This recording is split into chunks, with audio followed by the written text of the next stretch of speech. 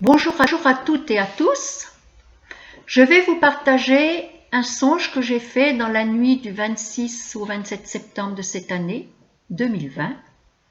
Ce songe, je l'ai soumis à Jean-Élie Teferi et il m'a donné l'autorisation de vous en faire part.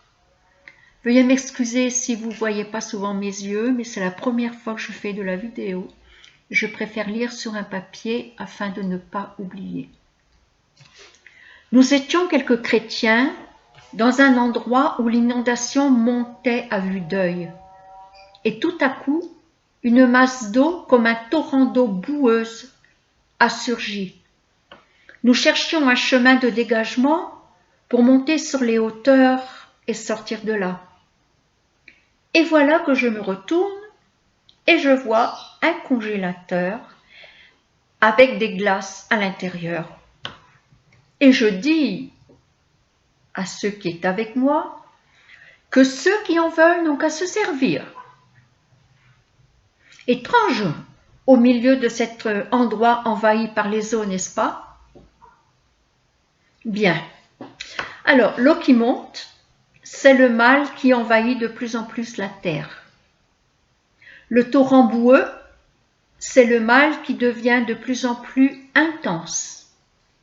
Le congélateur et les glaces, c'est la parole de Dieu, ses commandements, ses promesses qui rafraîchissent, et c'est la raison pour laquelle il faut vraiment être attaché. Alors, en tant qu'enfant de Dieu, il faut se rappeler que nous vivons dans le monde, mais nous ne pouvons plus vivre comme le monde. C'est pas possible. Ce qui nous amène à Éphésiens 6:12 qui dit « Car nous n'avons pas à lutter contre la chair et le sang, c'est-à-dire contre des êtres humains et le sang, mais contre des puissances spirituelles, des esprits méchants.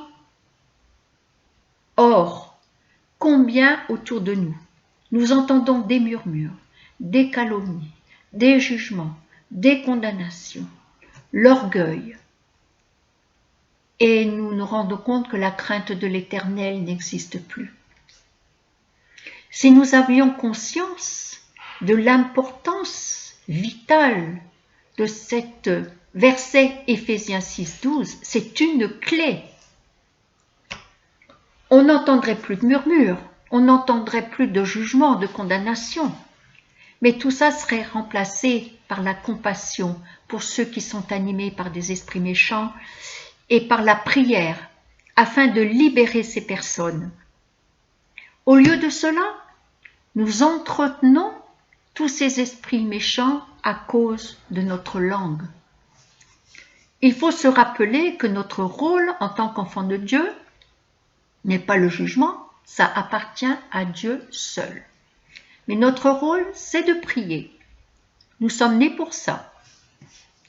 Si nous ne changeons pas notre façon de marcher avec notre Seigneur, selon ses commandements, nous ne serons pas capables d'avancer à contre-courant dans ce mal qui nous environne. Ce qui va nous donner la force de tenir dans ce déferlement du mal, c'est de puiser dans la parole de Dieu et de prendre la décision de lui obéir et par la foi de ne pas douter de ses promesses. Notre Seigneur nous prévient et nous met en garde au travers ce songe, car il ne veut qu'aucun ne se perde. Il nous donne la solution pour choisir le bon chemin. Et je terminerai par Apocalypse 3:10 qui vient étayer ce songe. Parce que tu as gardé la parole de la persévérance en moi, dit le Seigneur, je te garderai moi aussi de la période du malheur qui va venir sur le monde entier pour mettre à l'épreuve les habitants de la terre. Amen. Soyez bénis.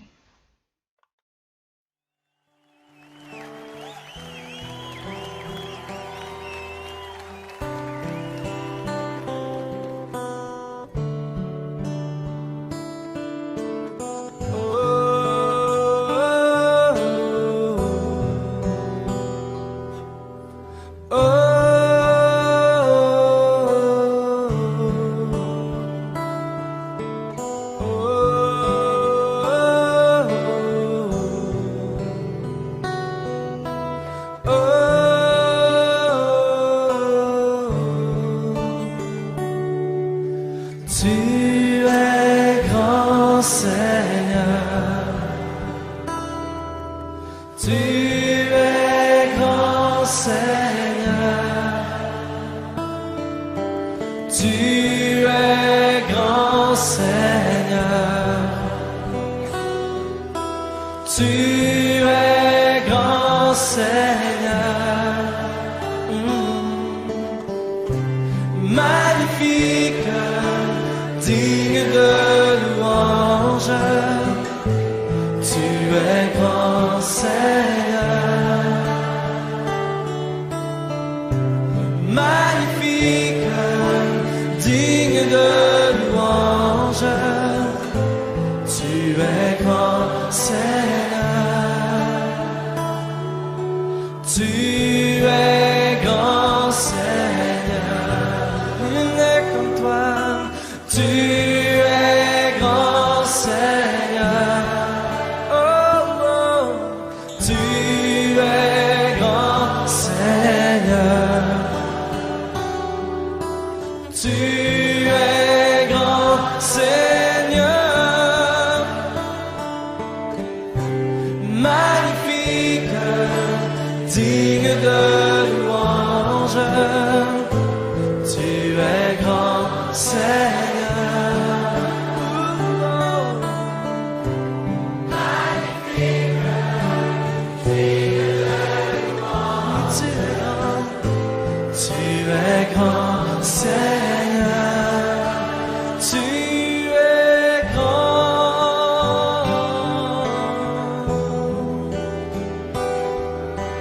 oh, tu es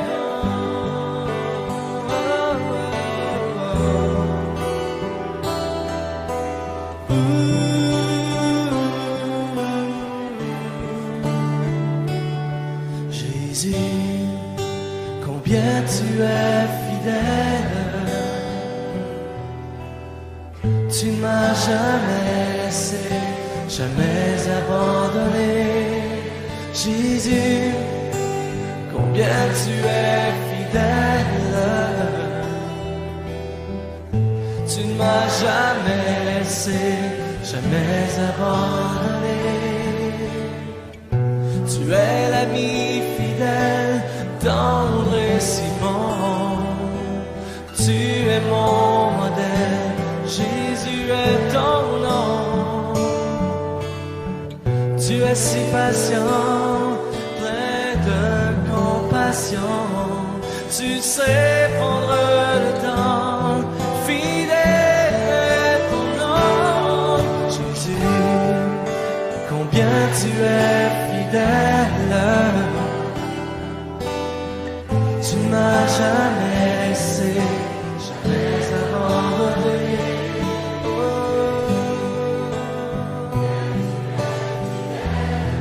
Tu es fidèle,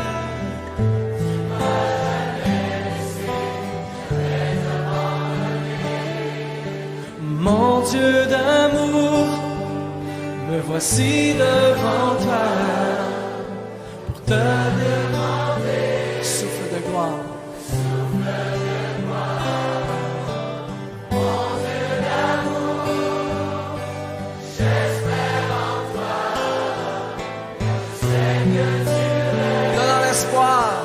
Donnant l'espoir.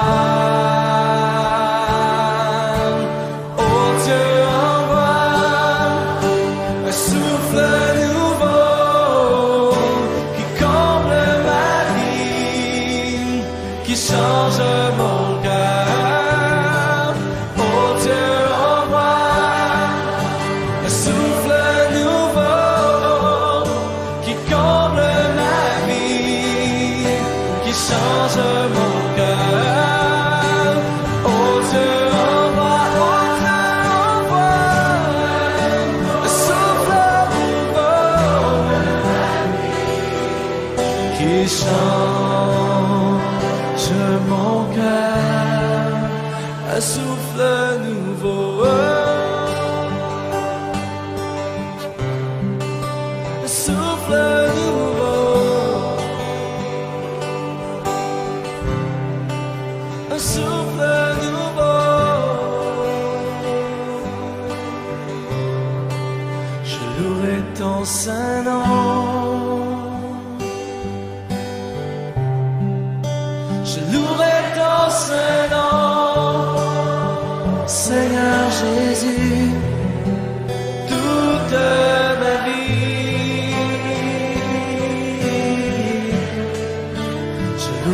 ton saint nom. Oh, oh, je louerai ton saint nom. Je louerai ton saint nom. Je louerai ton saint nom. Oh, Seigneur Jésus. Oui, toute ma vie, je louerai ton saint nom.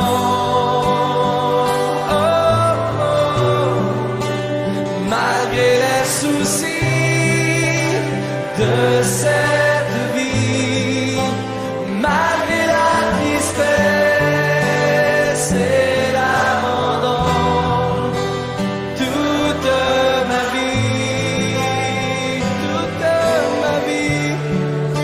je louerai ton saint nom, ton merveilleux nom, Jésus, malgré les soucis de cette vie.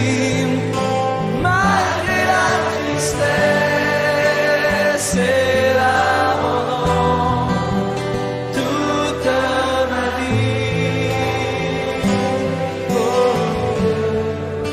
je louerai ton saint nom. Oh, je louerai ton saint nom. Oui, je louerai ton saint nom.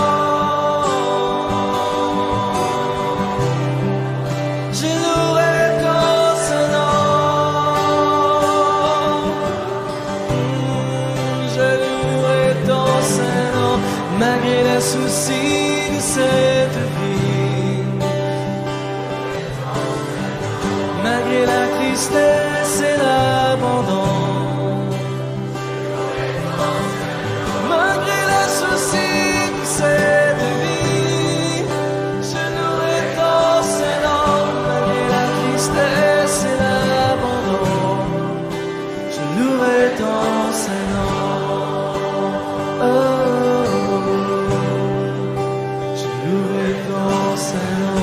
je ne sais comment exprimer ma gratitude envers toi qui m'as aimé passionnément.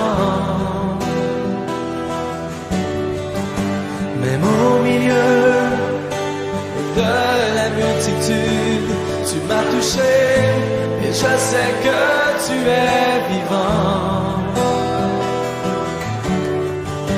Rien ne pourra me séparer de toi, car je connais la réalité de la foi. Pardonne-moi l'incrédulité, je viens vers toi, car je désire la liberté. Oh, permets-moi de t'exprimer tout mon amour. Accorde-moi de t'aimer, mon Dieu et mon roi. Et permets-moi de t'exprimer tout mon amour. Accorde-moi de t'aimer comme il se doit. Il y a des jours où je me sens si loin. La confusion me fait perdre la direction. Soudain j'entends l'écho de ta voix, l'appel divin qui me ramène à la maison. Permets-moi de t'exprimer.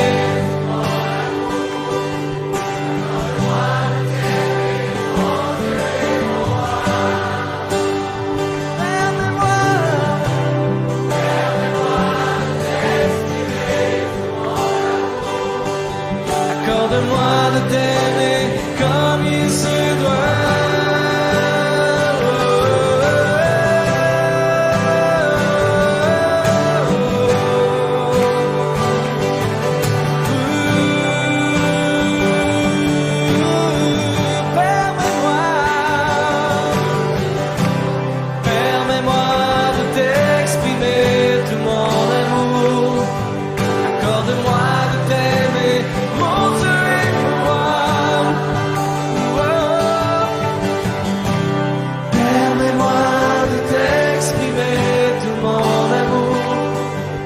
accorde-moi de t'aimer comme il se doit.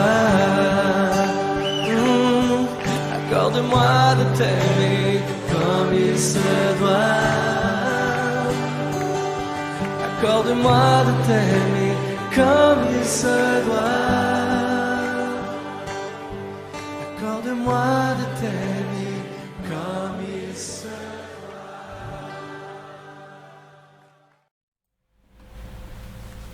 Bonjour à tous et bonjour Église de Millau.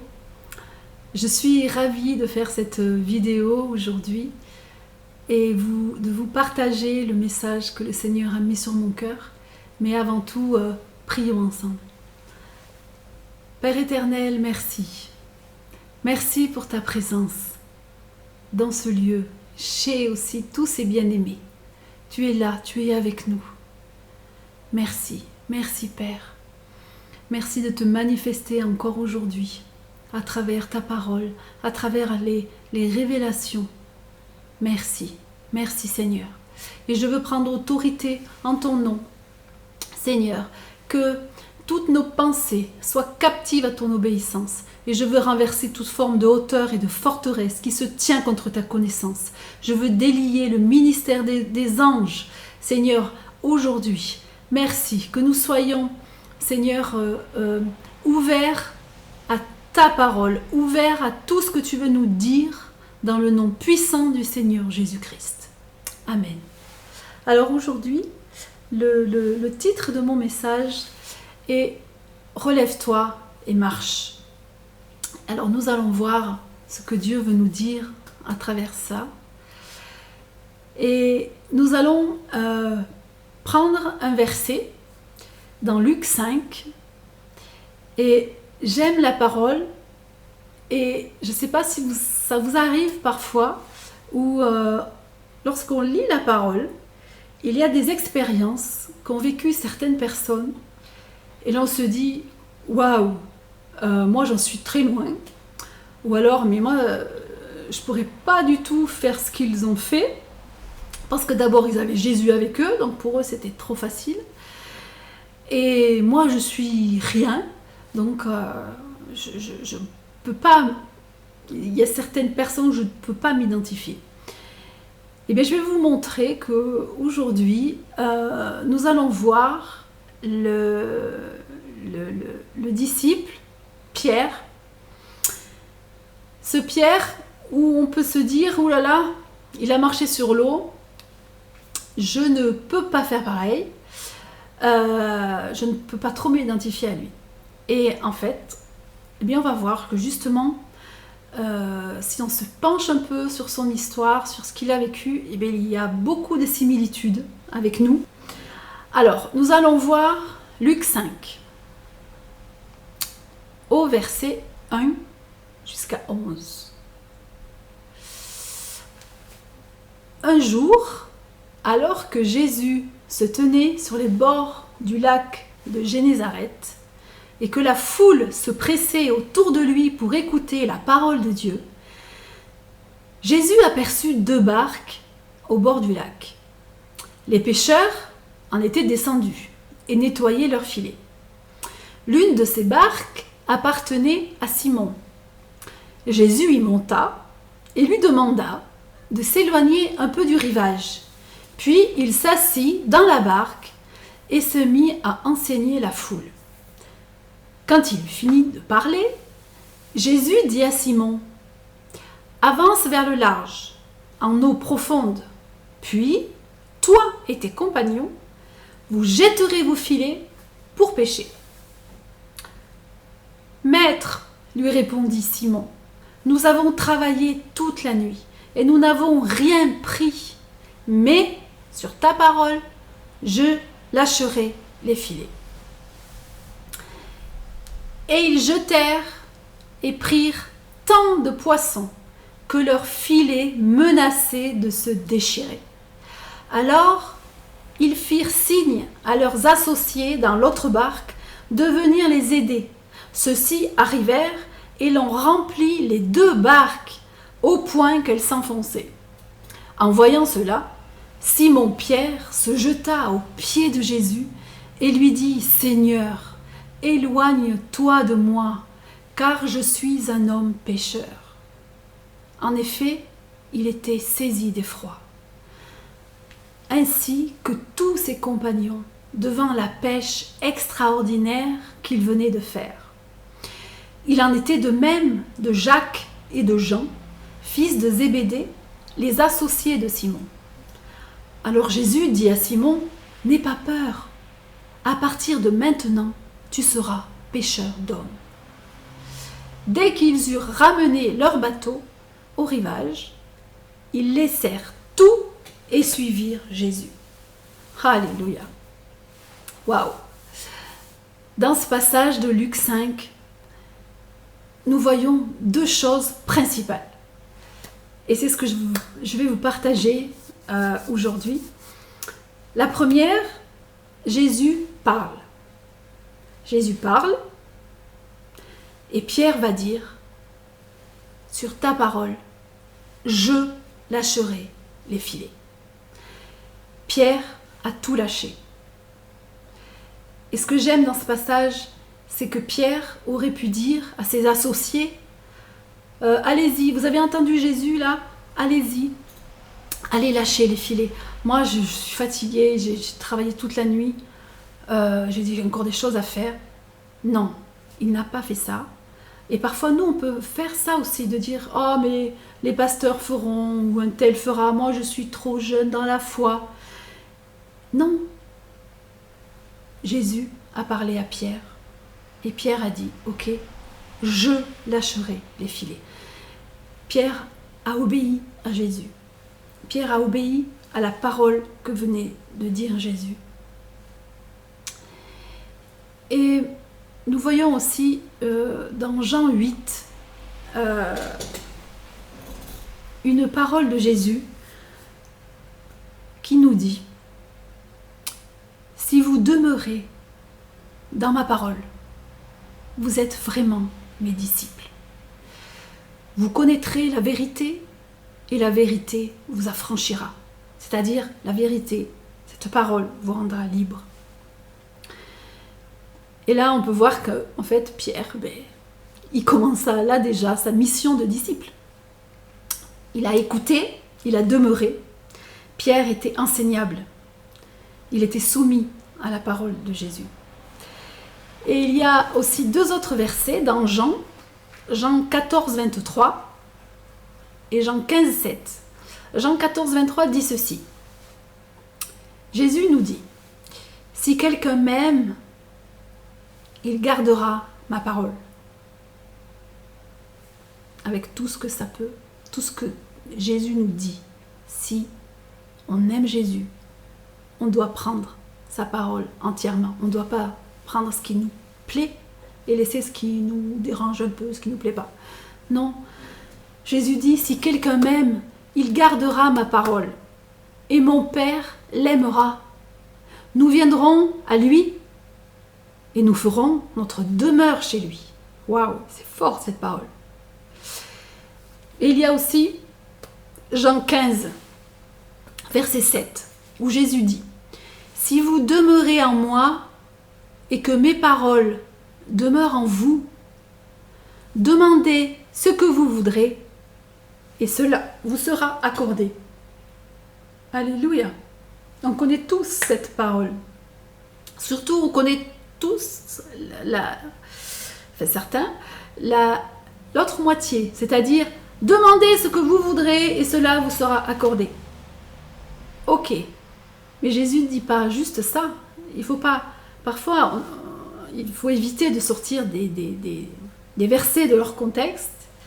Mais juste avant, il dit, si vous demeurez en moi, est-ce que je demeure en Jésus? Et que mes paroles demeurent en vous, est-ce que la parole de Dieu demeure en moi? Demeurer aussi, ça veut dire aussi proclamer. Est-ce que je me comporte ce que la parole, comme la parole dit, tout ce qu'elle dit, est-ce que je le dis? Tout ce que la parole fait, est-ce que je le fais? Tout ce que Jésus dit, est-ce que je le dis aussi? Tout ce que Jésus pourrait écouter, est-ce que je l'écoute? Si Jésus était aujourd'hui, en 2020, sur cette terre, est-ce que j'écouterais les mêmes choses? Ou est-ce que j'écouterais ce que Jésus écoute? C'est demeurer dans sa parole. C'est hyper important. On peut voir aussi, dans ce passage de Luc 5 que je vous ai lu tout à l'heure, une deuxième chose principale. Il y en aurait d'autres, mais je sors vraiment juste deux points. Donc il se passe une autre chose. C'est que cette bénédiction que Pierre et tous ses associés ont pu voir, tous ces poissons, ces barques qui débordaient de poissons, cette bénédiction qu'ils venaient de voir, eh bien, ça leur apporte de la joie, mais aussi, Pierre, à ce moment-là, cette bénédiction lui apporte aussi la conviction de péché. Ça lui apporte de la frayeur. Cette bénédiction lui font voir vraiment que le Seigneur est un Seigneur de gloire. Il venait de le connaître en tant qu'enseignant. Jésus venait d'enseigner les foules. Quand il lui a dit, quand Jésus est monté dans la barque, il lui a dit va un peu au large, et Jésus enseignait les foules. Il enseignait la parole de Dieu. Et Pierre et tous les disciples ont entendu ça aussi. Cet enseignement était aussi pour eux en même temps. Parce que quand on sert le Seigneur, on est aussi béni. Alléluia. Et donc, Pierre venait de voir et d'entendre, en tout cas de voir Jésus l'enseignant. Et là, avec ce miracle, il venait de voir vraiment le Dieu de gloire, le Seigneur de gloire. Et là, il tombe à ses pieds. Il tombe à ses pieds et il se repent. Il est vraiment... Il a un cœur de repentant. Et parfois, nous, ça nous arrive où Dieu nous parle et on demande pardon pour certaines choses. On est convaincu et on demande pardon. Mais là, ce que Pierre a vécu, c'est pas juste une demande de pardon, c'est une repentance. Il y a une différence entre demander pardon et se repentir. C'est deux choses différentes, avec un degré différent. Et je voulais juste aussi, on va voir ce que c'est cette repentance. On a entendu beaucoup de choses sur la repentance et vous allez dire encore la repentance, mais c'est une clé. Et je crois que si le Seigneur insiste, c'est que vraiment on doit rentrer dans cette repentance, dans ce changement. La repentance est un changement. Et comme dirait quelqu'un, le changement c'est maintenant. Et il ne faut pas passer à côté. Et c'est ce que veut vous dire vraiment, ce que veut nous dire le Seigneur aujourd'hui. Il veut nous relever. Tout à l'heure, je vous ai dit, le titre de message, c'est que le Seigneur m'a dit, c'est « Relève-toi et marche ». Et dans le mot « relever », pour être relevé, il a fallu un moment se mettre par terre. Se mettre à genoux, en l'occurrence. Et le Seigneur nous invite à nous mettre à genoux, comme Pierre l'a fait, à nous mettre à genoux devant Jésus et reconnaître notre état de pécheur. Nos oreilles, comme Pierre, nos oreilles doivent entendre la parole. Et nos yeux vont voir. Nos yeux vont voir les bénédictions. Aujourd'hui, le Seigneur nous demande de nous repentir. Repentez-vous. Repentons-nous. Et dans des versions, la version du Semeur, il est dit, à la place de repentez-vous, c'est changer radicalement. La repentance, c'est un changement radical. C'est pas avoir des remords. Demander pardon, se repentir, c'est pas avoir des remords. Judas, lorsque il a trahi Jésus, il a eu des remords et il s'est pendu. Le remords, pour moi, ça consisterait à se remordre, à ruminer, à garder, à rester enfermé dans l'échec, à rester enfermé dans de la culpabilité. Alors que ce que nous offre le Seigneur, c'est vraiment une liberté. Une liberté. Et alors on va voir la repentance. Alors je vais prendre mes notes parce que je ne veux pas oublier quoi que ce soit. La première chose donc c'est, je vous l'ai dit, c'est reconnaître son péché. Reconnaître ses échecs. Pierre l'a fait. Pierre, j'aime beaucoup, il a commencé en disant « Maître ». Il savait qui il était et il savait qui Jésus était. Et je crois que ça doit commencer aussi comme ça, de reconnaître Jésus comme notre maître. C'est pas notre pote, c'est notre maître. Nous sommes ses disciples, il est roi, il est Dieu. Ce n'est pas n'importe qui. Et on doit se soumettre à lui. On doit être sous sa mission, on doit être sous lui. Et Pierre lui dit, Maître, nous avons travaillé toute la nuit et nous n'avons rien pris. Pierre, là, il reconnaît, que ce soit ses amis, ses associés ou lui-même, ils étaient du métier, ils étaient pêcheurs de poissons, c'était leur métier. Et là, il reconnaît leur échec, leur faiblesse. C'est-à-dire, oui, on a pêché toute la nuit, on n'a rien pris. Là, il reconnaît son échec. Reconnaissons nos échecs, reconnaissons qui on est. Oui, là, tu vois, Seigneur, j'y arrive pas. Ou alors, avec cette personne, j'y arrive pas, je sais pas qu'est-ce que c'est. Et reconnaître qui on est. Qui on est. Ensuite, la deuxième chose aussi, c'est refuser la culpabilité. Ça fait partie de la repentance. Et je dirais, ne pas revenir en arrière. Pierre ne l'a pas fait. Pierre l'a dit, voilà, Maître, on a pêché toute la nuit, on n'a rien pris. Ok, il a mis le cadre. Mais il ne s'est pas arrêté ça. Il aurait pu rester là-dessus. Et non, il n'est pas revenu en arrière. Il a dit un mot très important.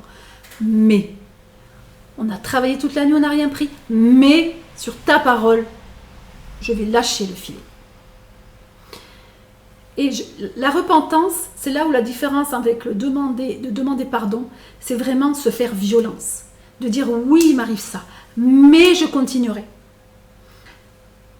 Je m'appuie sur ta parole. Je crois en toi. Tu es mon maître. C'est comme un élève, quand un professeur, il y a une leçon et que l'élève ne comprend pas, quand le maître, le prof dit c'est comme ça, l'élève lui fait confiance. Il sait de quoi il parle. Jésus sait de quoi il parle. Sa parole parle. Et on doit s'appuyer sur sa parole. Et on doit se faire violence. Et on doit dire, oui, la situation est comme ça, mais je ferai ça. Et ensuite, le dernier point, et c'est un des plus importants aussi, c'est accepter le pardon de Dieu. Ce pardon va nous libérer. Ce pardon va libérer nos chaînes du péché, nos chaînes de l'échec. Parfois, on ne comprend pas, on commence quelque chose et il y a tout qui n'y arrive pas. On n'y arrive pas, c'est l'échec. Et de s'arrêter, et de voir, de regarder, et de se baser sur la parole de Dieu. Et peut-être que moi je vous invite, s'il y a des domaines où ça revient, où vous êtes repenti sincèrement, et que ça revient, je vous encourage à jeûner. Jeûner pour ça, de dire Seigneur, moi je mets ce temps à part, le temps du repas.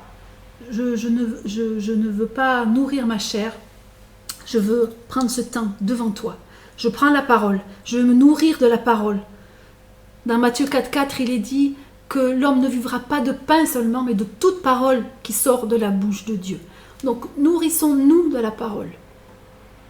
Et je vous invite à s'il y a des domaines où ça revient, vous n'arrivez pas à avoir cette victoire, vous êtes repenti et vous n'arrivez pas, jeûnez, priez, jeûnez. Et j'ouvre une parenthèse d'une sœur qui m'a partagé la semaine dernière qu'elle a rencontré quelqu'un, une personne du monde qui avait des difficultés, et elle m'a dit: j'ai jeûné pour elle. J'ai jeûné et prié pour cette personne. Cette personne n'a jamais su que cette sœur a prié pour elle et jeûné. Mais c'était pas ça le but. C'était vraiment... Elle a senti que cette jeune fille était pas bien. Elle avait des difficultés. Et cette chrétienne n'a pas hésité. Elle a jeûné et prié pour elle. Et on peut jeûner et prier pour les bien-aimés. Et moi, je vous invite à prier en langue, si ça vous parle. Vous jeûnez et vous priez en langue. Et Dieu vous montrera. Dieu vous montrera ce qui coince dans votre vie, ce qui vous empêche d'avancer. Parce que nous avons toutes les clés, tout est là. On n'a qu'à se servir, entre guillemets. Donc, ne nous laissons pas submerger par les échecs ou les situations. Mais il faut aller au-delà.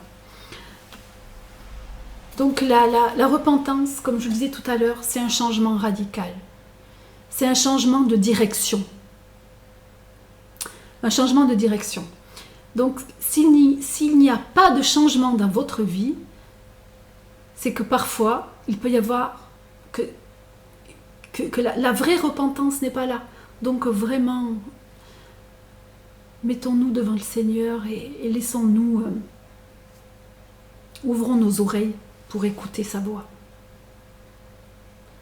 Je ne vous dis pas de sauter dans le vide, mais de sauter dans les bras de Jésus, au pied de Jésus. Et Jésus va vous relever. Il vous relèvera. Mais comme je disais, pour qu'il nous relève, il faut qu'on soit tombé. Et tomber à ses pieds. Au pied du Maître. Au pied du Maître. Ah, si vous voulez bien, on va prier ensemble. Oh Père éternel, merci. Combien c'est bon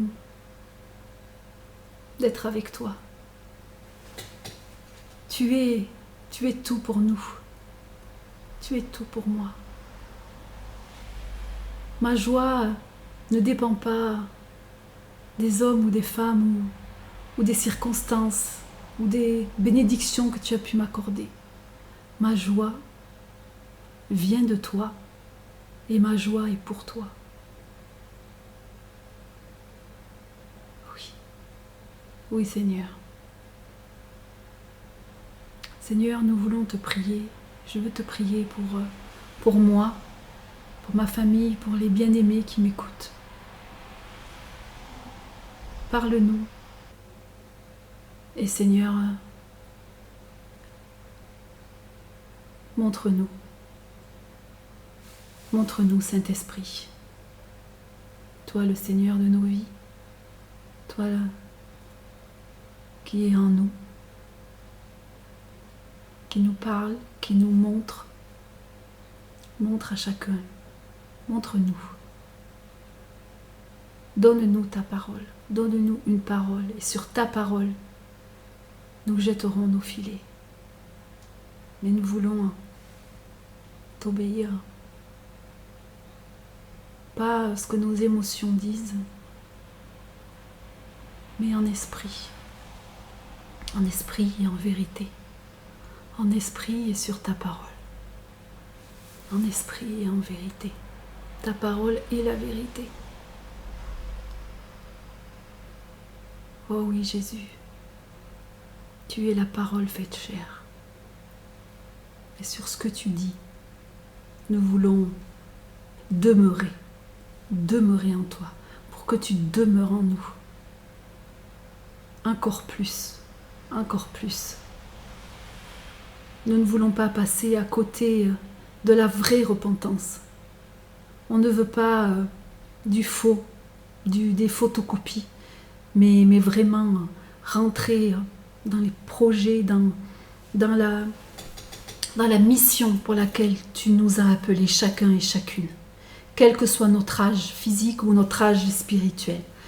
Tu nous appelles à entrer dans tes projets et aussi dans la marche avec toi, mais dans la cadence propre à chacun d'entre nous.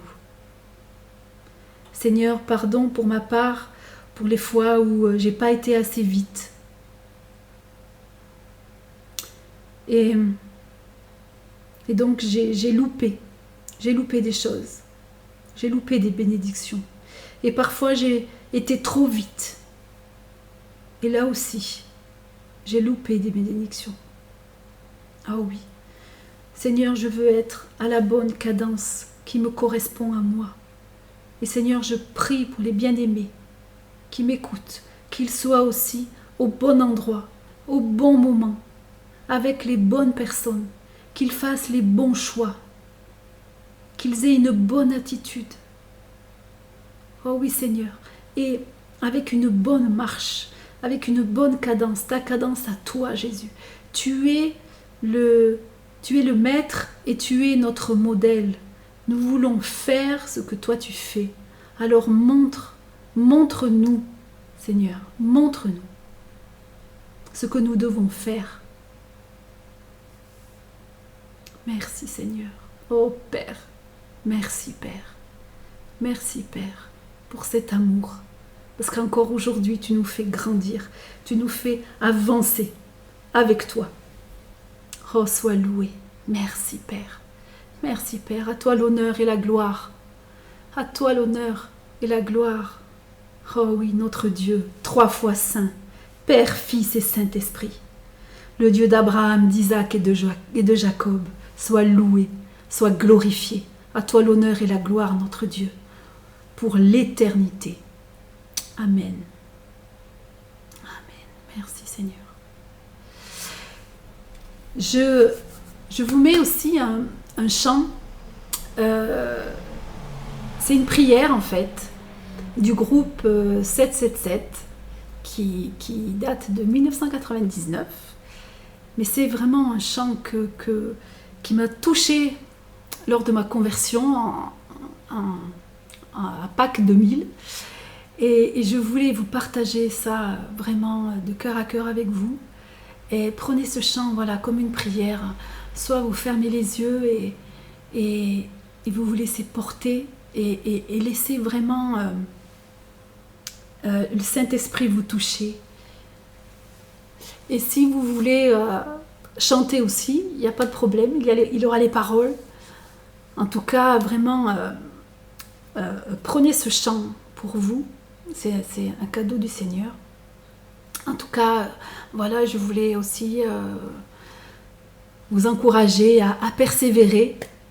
Dieu vous aime et je vous aime. Je vous bénis et je vous dis à très bientôt. Et voilà, bon temps avec le roi.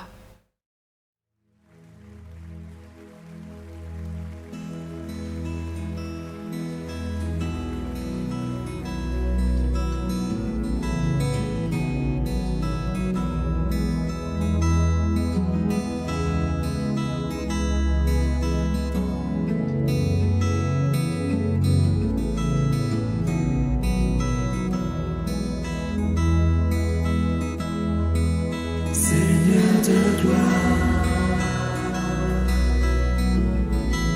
Je viens vers toi, rempli d'espoir, sans rien à moi.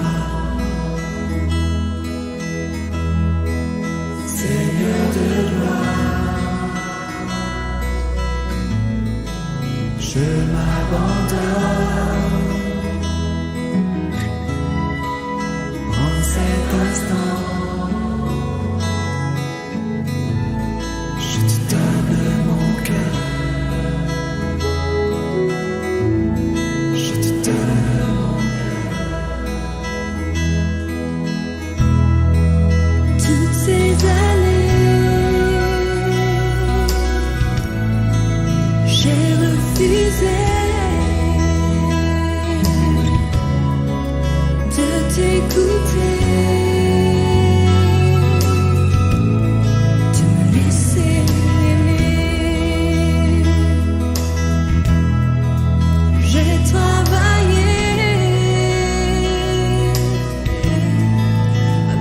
justifié.